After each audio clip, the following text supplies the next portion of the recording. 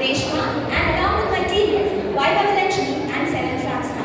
We are very much privileged to present a paper about functionality of ecosystem in front of you. So with no other delay, let us get to the topic. So first let me explain what is an ecosystem. An ecosystem is like a big family of living organisms and their environment and works together to rely upon each other for their survival.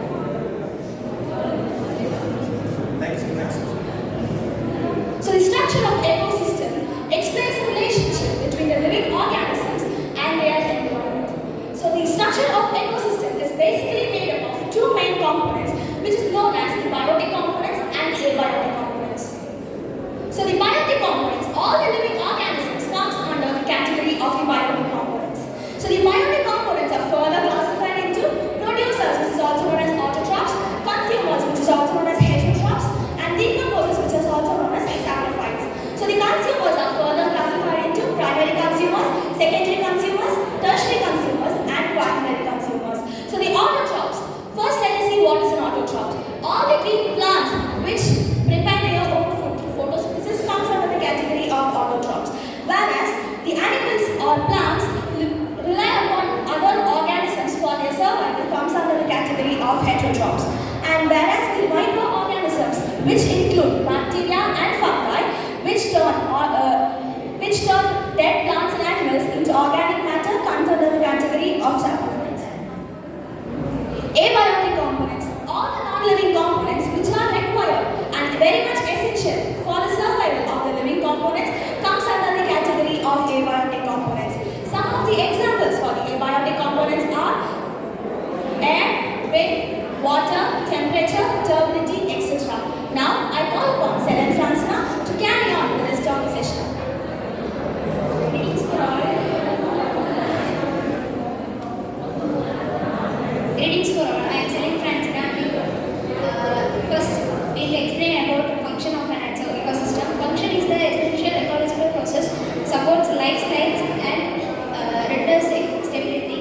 Ecosystem is responsible for the cycling of nutrients. Ecosystem is important mainly to maintain a balance among the various tropical levels. Ecosystem equal and exchange of energy.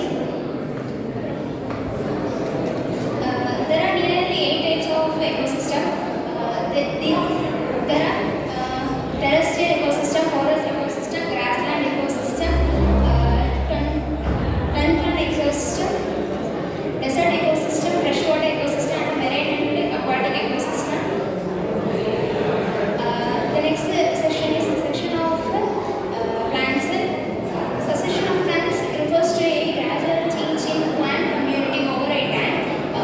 It is typically starts with pioneer species which are first to colonize disturbed or bad areas.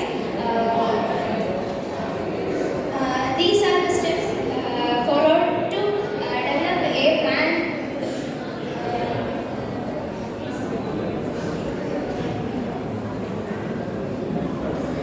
Next, my colleague, my friend Vaibhav Lakshmi will share some information about next slides. So, good afternoon everyone.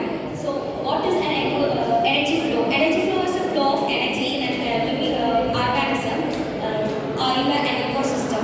Energy flow is a very major factor for the survival of a great number of organisms. So, food web and food chain or the energy factors of energy flow, where organism show us how organisms depend on each other for survival. So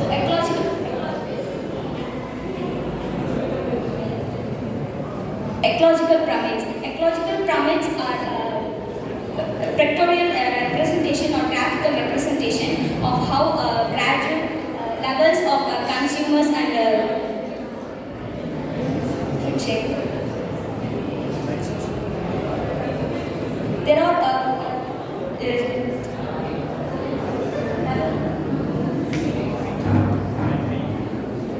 there are levels of energy prices, like primary producers, secondary consumers, primary consumers, secondary consumers, and tertiary consumers. Next.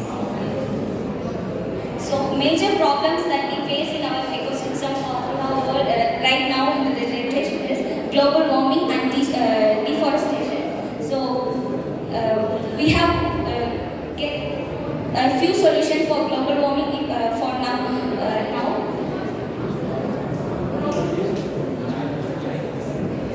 Global warming leads to climate change and drastic flash floods and many other nature disasters because of global warming. So we have few solutions for that. First one is energy and water efficiency. We can use our energy like using applicable technologies for reducing the energy efficiency, energy usage, and water efficiency. We can use a program of the technologies to convenient water usage. And next solution is uses of renewable energies. We can use solar and light and water and renewable energies for our day-to-day life. So, and next solution is responsible consumption and recycling. We can recycle our day-to-day life products like cosmetics and other things to get a